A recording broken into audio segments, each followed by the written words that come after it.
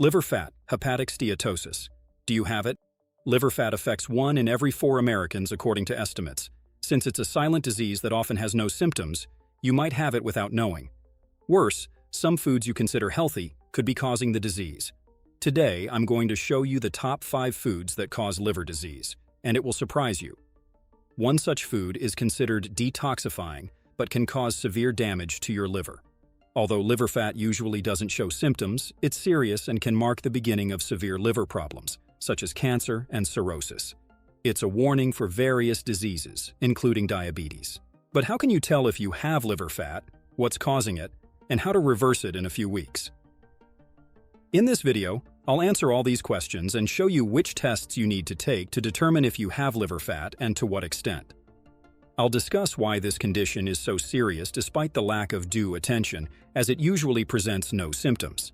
And finally, the most important thing, how to reverse this condition. Yes, it's possible to reverse hepatic steatosis in just a few weeks and in a very simple way. So let's get started. First, tests. Well, obviously, you go to your doctor, seek your doctor, and get your checkup done. And then there are 2 basic tests to check for liver issues. First, a series of tests known as a liver panel. This includes AST, ALT, albumin, and lactate levels. Depending on the results, your doctor will evaluate. But more importantly, you should have an ultrasound of the liver. Through the ultrasound, you can determine the degree of your hepatic steatosis. It could be grade 1, which is milder, grade 2, more moderate and concerning, or grade 3, and so on. An ultrasound allows you to assess this. It's necessary to undergo these tests regularly, so I recommend adding them to your routine checkup starting at age 40 or 45, at least once a year, to evaluate your liver function. But even if you're young and overweight, especially with visceral fat, I suggest checking your liver's condition. And even in children, hepatic steatosis, or fat in the liver, is increasingly common.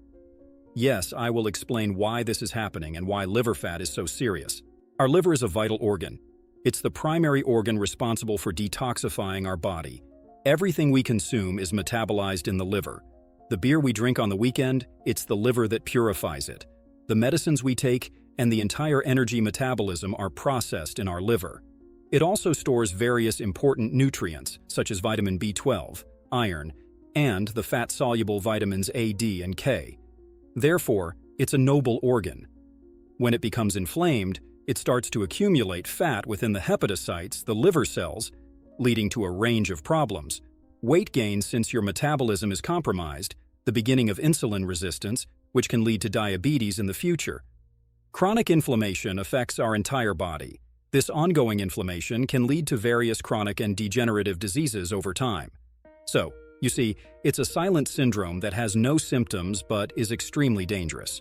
Why is my liver accumulating fat? What's the cause? Well, there are 3 main causes. Cause number 1, you've probably heard of it, alcoholic hepatic steatosis.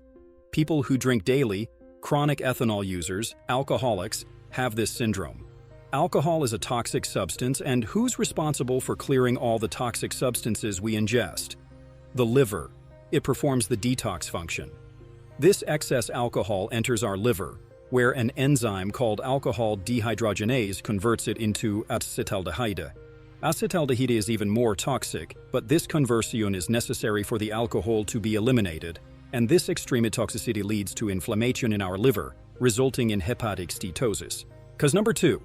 Another major cause is the overuse of medications. People are taking too many medications. It's like having a shoebox full of drugs. Medication to sleep, medication to be happy, then something for pain, and then something else to protect the stomach from all the other drugs.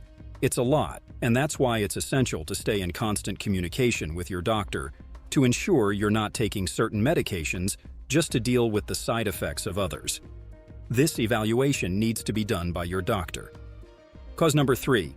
One of the significant causes of steatosis is dietary hepatic steatosis.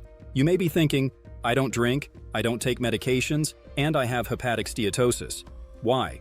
Or worse, my nephew, who's 9 or 10 years old, has hepatic steatosis. It's dietary steatosis. Certain foods are extremely toxic to our liver, and I'll introduce the top 5 here. First, as you might have guessed, it's sugar. Sugar not only leads to weight gain, which in itself is an inflammatory process, but it is also made up of 2 molecules, Glucose and fructose. Glucose can be used by muscles, the brain, the intestines, and various other organs, but not fructose. It is primarily metabolized by the liver and to a lesser extent by the kidneys and intestines, but not much. 95% of it can only be processed by the liver in excess. When there's too much for the liver to use, it accumulates as fat, leading to hepatic steatosis. So, if you're overindulging in sugar, it might be the cause of your hepatic steatosis. Second, the second food that contributes to hepatic steatosis is similar to the first: processed foods. Processed foods include frozen meals, cream-filled cookies, and everything that comes packaged. If you look at the label, you'll see it written: corn syrup, glucose syrup, fructose syrup. What are these sugars? High fructose corn syrup. There's fructose again, which is extremely toxic to the liver. So, processed foods contain a large amount of fructose. You might wonder why you don't taste sweetness in some of these foods. It's because they also add salt to balance out the sweet taste. Both syrups, like high fructose corn syrup and sugar, as well as salt, enhance flavor, so they add both, and you don't realize the large amount present. Ketchup, for example, contains a significant amount of sugar which you don't notice because it's combined with salt. Third, soda, which also contains fructose. Soda is sweetened with high fructose corn syrup. Some people consume up to 2 liters of soda a day. Of course, this will affect your liver.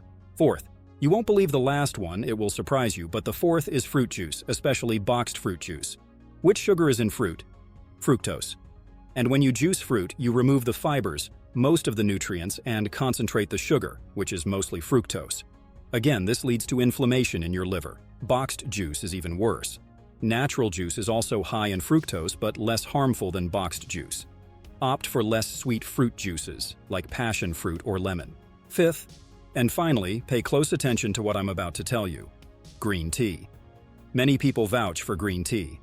Green tea is great. It's an antioxidant, it's stimulating, it helps protect the liver, but too much green tea is extremely toxic to the liver. What's happening? If you only drink green tea in the morning and afternoon, there's no problem. But what are people doing?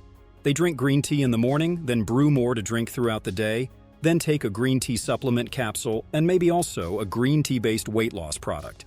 By the end of the day, the amount of green tea consumed is enormous, and this excessive quantity can be extremely toxic and cause severe inflammation in the liver.